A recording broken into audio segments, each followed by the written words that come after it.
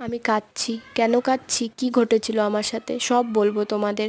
কিন্তু চলো তার আগে একটা রেসিপি শেয়ার করি তোমাদের সাথে। পেঁয়াজ কুচো করে নাও, আর তারপর তোমরা যে যতটা ঝাল খাও সেই অনুযায়ী তোমরা লঙ্কা নিয়ে নাও। আমি আমার বাড়িতে অনেক খোঁজার পর 3টেই লঙ্কা পেয়েছিলাম, তো আমি 3টেই লঙ্কা দিয়েছিলাম। তোমরা চাইলে বেশিও দিতে পারো। তারপর লঙ্কা আর পেঁয়াজ কুচোর মধ্যে বেসনের গুঁড়ো দিয়ে দাও, আর তারপর দিয়ে দাও চালের গুঁড়ো। চালের গুঁড়ো কিন্তু দিতেই হবে, নাহলে কিন্তু বড়াটা ক্রাঞ্চি হবে না, পকোড়াটা।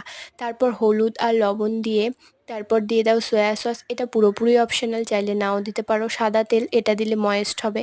আর জিরের গুঁড়ো। তারপর ভালো করে জল দিয়ে এটাকে কচলে মেখে নাও। আর এবার বলি আমি কেন কাঁদছিলাম। আসলে আজকে আমার পকোড়াটা এতটাই টেস্টি আর ক্রাঞ্চি হয়েছিল যে আমি আনন্দে আমার চোখে জল চলে এসেছিলো।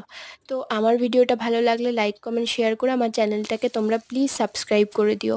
আর দেখো কি সুন্দর মুচমুচে বড়া ভাজা হচ্ছে, আর ক্রাঞ্চিনেসটা তোমাদের আমি একবার খালি দেখাই, এই দেখো। তো ভালো